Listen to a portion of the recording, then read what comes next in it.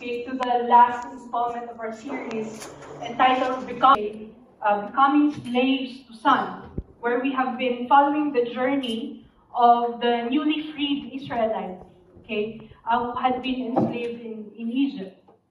And if you've been here, okay, for over the past, 6 weeks, and now being the seventh week, and you'll notice that the main goal of God in Exodus is, in that journey of the Israelites in Exodus, is to reintroduce Himself to the Israelites, right? And at that time, they barely knew Him. They know Him, but they, not too much, right? And in the process, the Israelites were also being reintroduced to their own identity, okay? And in turn, as we learn about the reintroduction of God to His people, we want to be able to encounter, this God,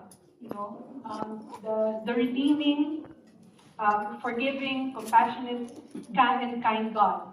And to know that despite our repetitive disobedience, God's unchanging faithfulness calls us to live our lives in full surrender and faithful service to Him.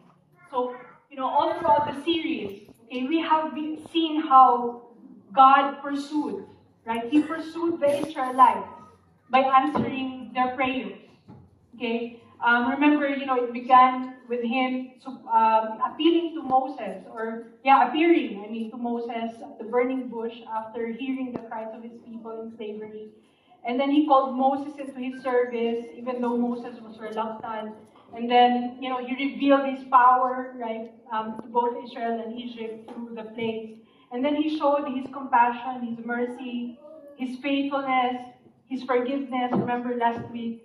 And because, all that, because of His desire for them to place their trust in Him. So He was pursuing them. He was running after them. And the only times that Israel called out to God and sort of pursued God were the ones when they needed, the times when they needed something from Him. Okay? Freedom, provision, right? Forgiveness, mercy, right? But in chapter 33, something shifts.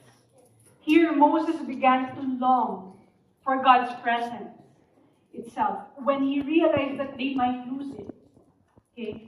And we witnessed the intimate conversation. We will witness tonight, the intimate conversation between Moses and God. And I love this moment because Moses shows such audacity, in pushing the boundaries in his relationship with God. He keeps asking, he keeps pressing, he keeps pursuing until he experiences God's presence in the most amazing, in the most profound, in the most transformative way possible for that time. And in this encounter that we're going to look tonight, the pursuer becomes the pursued. Okay, the pursuer, God, who was pursuing them, becomes the pursued. I like this phrase, actually. This phrase is something I picked up from a book I read when I was a teenager. It's called The God Chasers. My Soul Follows Hard After Thee by Tommy T. Okay, if you have time, I highly recommend this book. I love this phrase, and I kept coming back to this throughout my Christian life. So that's the title for tonight. Okay, so anyway, let's all stand up in reverence to the word as we read from Exodus chapter 33, verses 12 to 13. It says in verse 12, Moses said to the Lord, "You have been telling me, leave these people, but you have not let me know whom you will send with me. You have said, I know you by name, and you have found favor with me. If you are pleased with me, teach me your ways, so I may know you and continue to find favor with you. Remember that this nation is your people." The Lord replied, "My presence will go with you, and I will give you rest." Then Moses said to him, "If your presence does not go with us, do not send us up from here. How will anyone know that you are pleased with me and with your people unless you go with us? What else will distinguish me and your people from all the other peoples on the face of the earth?" And the Lord said to Moses, I will do the very thing you have asked, because I am pleased with you, and I know you by name. Then Moses said, now show me your glory. And the Lord said, I will cause all my goodness to pass in front of you, and I will proclaim my name, the Lord, in your presence. I will have mercy on whom I will have mercy, and I will have compassion on whom I will have compassion. But he said, you cannot see my face, or no one may see me and live. Then the Lord said, there is a place near where you may stand on a rock. When my glory passes by, I will put you in a cleft in the rock and cover you with my hand until I pass by. Then I will remove my hand, and you will see my back, but my face you must not see. The word of the Lord. Father, thank you for tonight, God. Lord, I pray that your presence would be made manifest in this place. Lord, I pray that after tonight, Lord, that we will have such passion to chase after you, to chase after your presence, Lord. God, I pray that, God, you would stir it up, in our heart, Lord, that this passion for your presence, Lord, for your name. Lord, as we hear from you tonight, bless the preaching of the word in Jesus' name we pray. Amen. You may all be seated. So, last week, Evan preached on the moment when the Israelites betrayed God, by building the golden calf, right? Remember that in chapter 32. And because of this, at the start of chapter 33, God declared to Moses, okay, that he would no longer go with his people into the promised land, okay, because of their constant rebellion, right? Instead, he would only send an angel ahead of them, So it means that the land will be theirs, okay, still be theirs, okay, the promise will still be fulfilled, but without God's presence. Okay.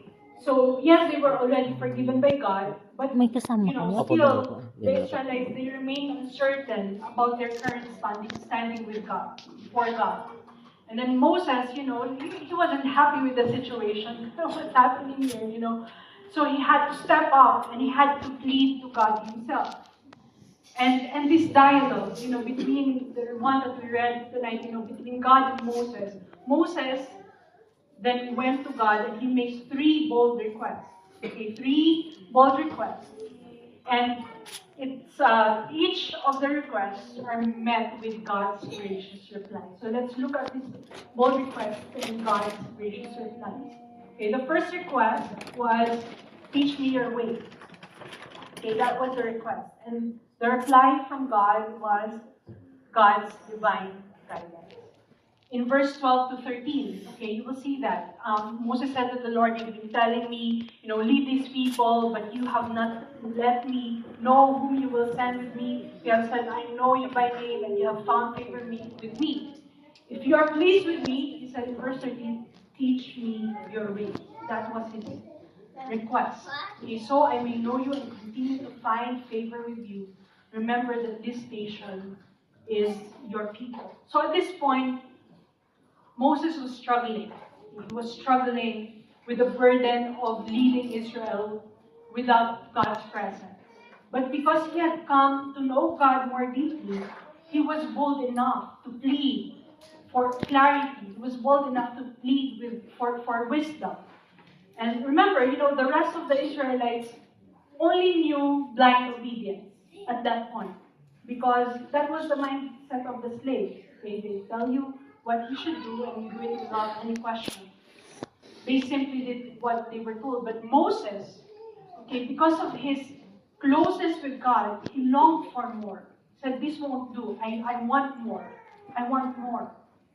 Okay, it wasn't that he refused to obey. Okay, he was willing to obey God, but he needed direction from the Lord. He needed clarity. Okay, he needed God to tell him more.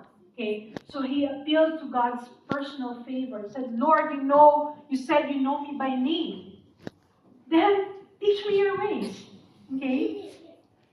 Show me more. Reveal your plans to me. Tell me how to lead. Okay? Tell me what to do with your people. That's what he's saying. How am I to guide them in a way that would please you? That was his plea. And what was God's gracious reply? In verse 13, he said, the Lord replied, my presence will go with you, and I will give you rest. After everything, I will give you rest. God did not say, sure, okay, let me tell you what to do, okay? He said, okay, instead of the angels, my presence will go with you. Okay. This is more than guidance, It means the very person of God, His own presence, will accompany them. That's what He said. Okay, instead of the angels, okay, I will go with you. And I will give you rest. The rest that God promises here is not just for Moses, who was already tired, leading these stiff-necked people, right, through the desert. It was not merely physical rest from wandering in the desert. It's actually, if you look at his situation and his plea, and you read, between the lines, it's actually rest probably, from anxiety. It's the assurance of safety. So remember, they're in the desert and there's a lot of more tribes around them, that might harm them. Okay? And it's peace, knowing that they are secured, they are forgiven. You remember the golden calf? They are forgiven already. They are well provided for. Remember the manna, right?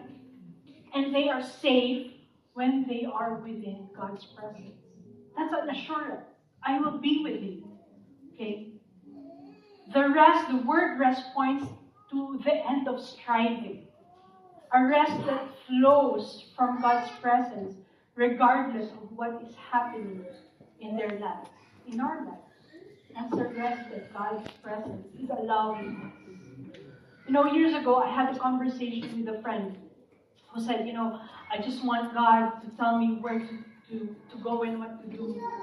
At that time, this friend of ours, he was at the peak of his life. He's earning well, he's making money from his investments, he's driving a nice car, and he's working for a big company here in the UAE, one of the largest companies, government companies. So he's living the dream. He was single. He has lots of money. That's the dream, right? But beneath all that success, I could sense he was afraid of losing it all. Okay, and so he turned to God for guidance and wisdom. Now, on the surface, it looks good to ask God for His infinite wisdom. To point you in the right direction. That's what Moses, was in the surface. That's what we think he's asking for. But just like Moses, why don't we take it a step further? Isn't it better to ask God where He is leading you? Those are two different things, When asking for directions from God, would you rather that God answers you, okay, you can go this way, okay? Hada Yamin, Baden, roundabout, okay? Signal straight, okay? Backside building, bus, okay? Would you rather that He do that? Or would it be better if He answers you, Yalla, come with me, okay? Go where I will lead you, and I will give you rest. Go where I will go, and I will lift your fears and worries, and you'll walk with me on this most amazing faith journey. Right? Which answer will you choose? Now, don't get me wrong, okay? It's great to ask God for direction. But you can never go wrong in pursuing God's presence while you're at it. And Moses knew that.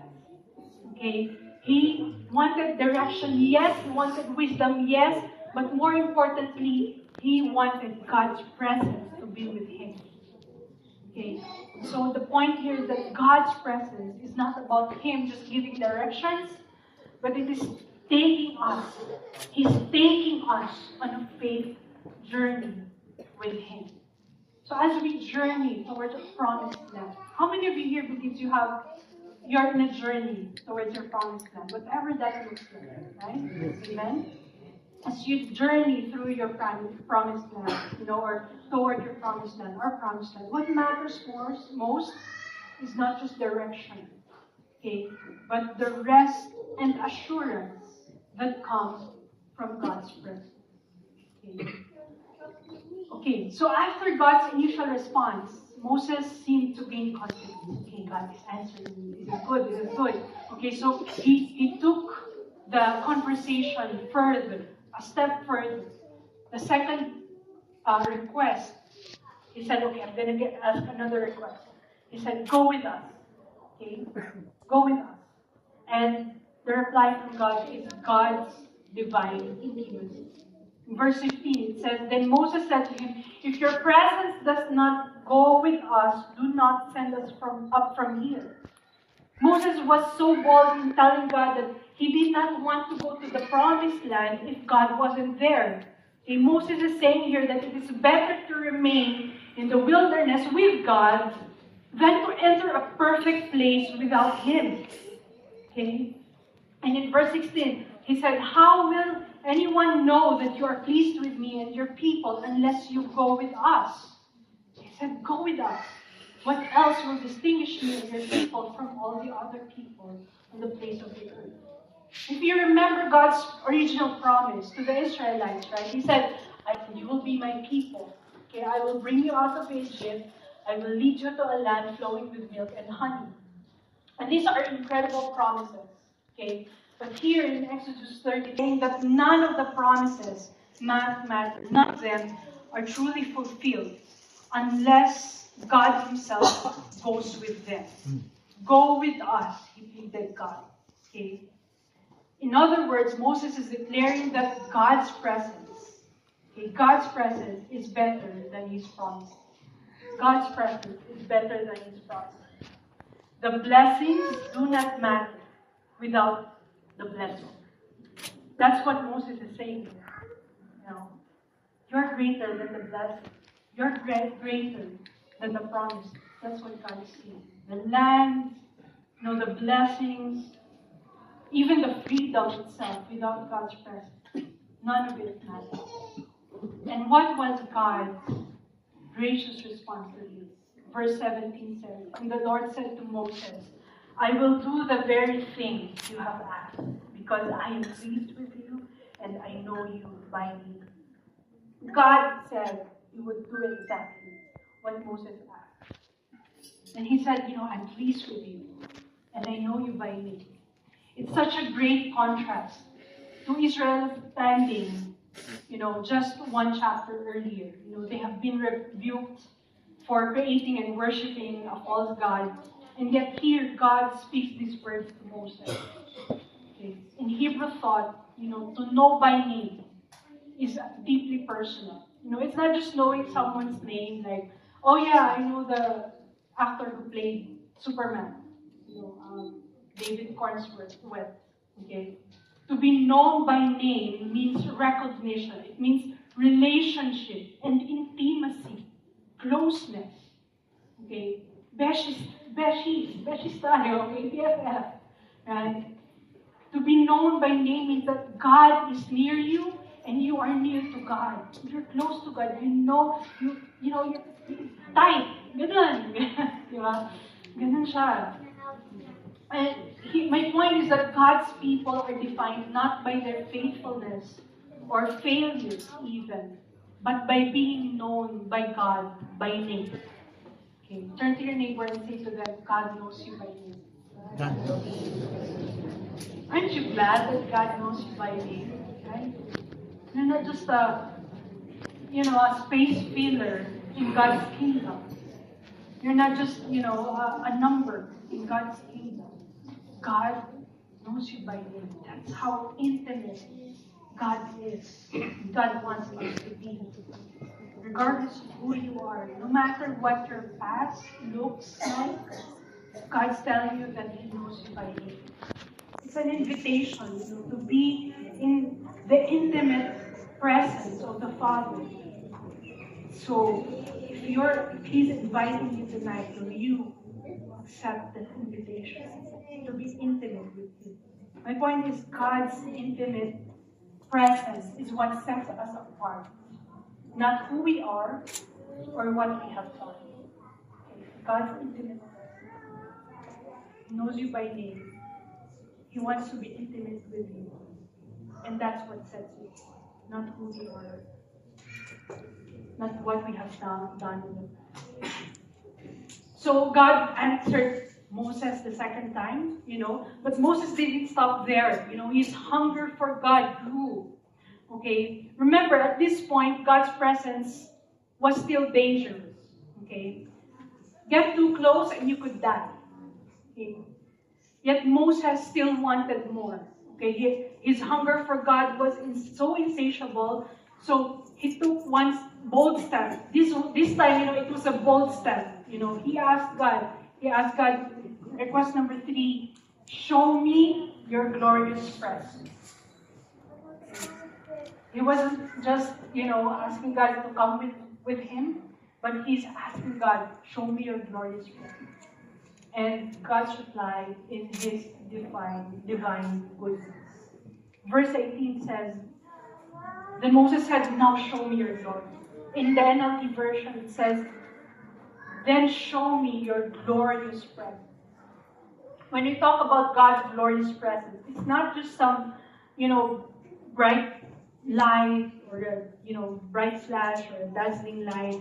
It's the full weight, the majesty, the overwhelming reality of who God is. His power, His holiness, His goodness, and His beauty shining through in all fullness. I could just imagine, probably if He shows up today, like He shows His full glory to us, we might all be blinded. Okay, that's how it is. And even though it was dangerous, Moses knew it was dangerous, but he was bold enough to ask. He wasn't just asking for a small sign. He wasn't just, asking for a glimpse. Okay, he was asking. He had this longing. Actually, his longing. He asked his request because he has this longing to behold God, to experience His beauty, His glory deeply, to feel His greatness, up close and personal. Okay? He doesn't want a pillar of clouds. He wants God Himself. In verse 19, the Lord said, I will cause all my goodness to pass in front of you, and I will proclaim my name, okay, the Lord, in your presence. God was revealing His glory through His goodness, okay, and also His name, the Lord, Yahweh, okay, His covenantal name, the Lord. In doing so, He was revealing to Moses His true nature and His character. He's not a, distant, detached God in heaven, galaxies away, okay? He's not far off in the heavens. He's here. No, He's dwelling in our midst. He is a personal God. He's a covenant-keeping God. Okay? And it says, I will have mercy in whom I will have mercy and I will have compassion in whom I will have compassion. The point is, if God's presence in our life depended on how perfect we were this week, okay, or today, okay, none of us would have Him near. We all fall short. Okay? But what God is saying here is His glory, whatever makes Him different from us is that He chooses. Okay, so say it with me, He chooses. Okay? He chooses to withhold judgment from us because He desires, okay, to dwell in our midst. It's His choice. It's not our choice. Okay? If you're here today and you're saying, Lord, I want to feel your presence. Okay? But you feel undeserving. Okay? You can relate to this, to the Israelites one chapter before when they were building this golden calf, this idol for themselves. Okay? Remember this. Okay? God is compassionate. That's what He's saying here. Okay? I'm compassionate. I am merciful. And God desires to be in our midst even more than we desire to be in His. Again, God desires to be on our midst even more. If you desire God's presence, He desires it more to be in our midst. Hallelujah. So the point here is that God reveals His glory to us, okay, through His goodness, not based on us, not based on our goodness, not based on our performance, not based on our moral standing before Him, okay, but based on who He is, the Lord, full of mercy and compassion. So, how then, did God reveal His glory, His presence to Moses without Moses dying? Okay. It says in verse 23, but he said, you cannot see my face, for no one may see me and live. Okay? You're gonna die, Moses. That's what God is saying. Your request, you want to see me? Okay, you're gonna die. Then the Lord said, there is a place near me where you may stand on a rock. When my glory passes by, I will put you in a cleft in the rock, okay, in a crevice, in a crack in the rock, and cover you with my hand. That's what He's saying, until I have passed by. Then I will remove my hand, and you will see my back, but my face must not be seen. So you can see here how careful and thorough God's plan was. He hid Moses in a cleft of the rock and covered him with His hand so he would not die. And here's the most amazing part. Moses got to see the back of God. And he caught just a glimpse of God, of God's unrestrained power, His majestic greatness. Moses, what I could imagine is being at the eye of the storm, like if you're in the middle of a storm, okay, if you're in the eye of a storm, it's all peaceful there, okay, but everything else is ravaging, like chaos. That's how God's presence is, and so He's put in the middle, in the eye of the storm. And everything else I could imagine was probably, the sand is whirling all over rocks or, all around. That's how wild and unrestrained God's power is. And Moses was probably thinking, wow, this is different from the pillar of cloud or the flash of light. This is God's glorious presence. And in that moment, he realizes, every push, every plea, every bold pursuit was worth it. Because nothing in this world compares to catching even the glimpse of God's glory. Nothing. Here's one thing. Here's the thing. Moses had to be hidden, right? Because he would die, right? We too, just like Moses, we too need to be shielded from the full weight of His glory. Because all of us have sinned. All of us are undeserving. All of us will die. The good news is this. We have our own clefts in the rock. We have our own shields, our refuge. And that is Jesus. Okay. He's the one who covers us and makes it possible for us to even right now stand in the very presence of God and behold His glory. That is only possible because of Jesus. John 1 says, in the beginning was the Word, and the Word was with God, and the Word was God. In verse 14 says, and the Word became flesh. That's Jesus. And He dwelt amongst us. Okay? And we have seen His glory. Okay? Glory as of the Son from the Father, full of grace and truth. In Jesus, the glory that once had to be hidden is now revealed in grace and in truth. In Christ, we no longer fear the holy presence of God. Okay? we are actually invited into it. We are invited to behold the glorious presence of God. Why? Because His blood covers us all. Okay? And through Him, we don't just experience the back of God, or a glimpse of God, or an image of God. We can experience the fullness of His glorious presence every single moment of our life.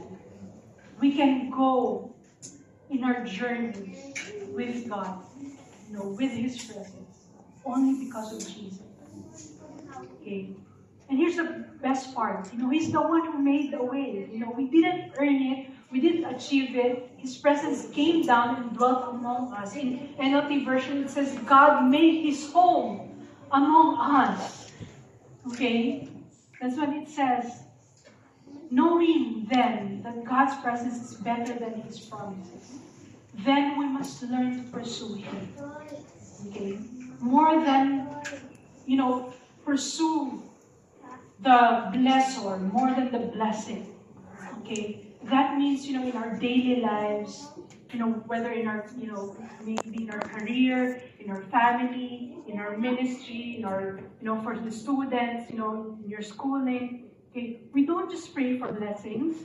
Okay, we don't just pray for direction. We don't just pray for success. These are good things, but more than this, let us seek the presence of God daily.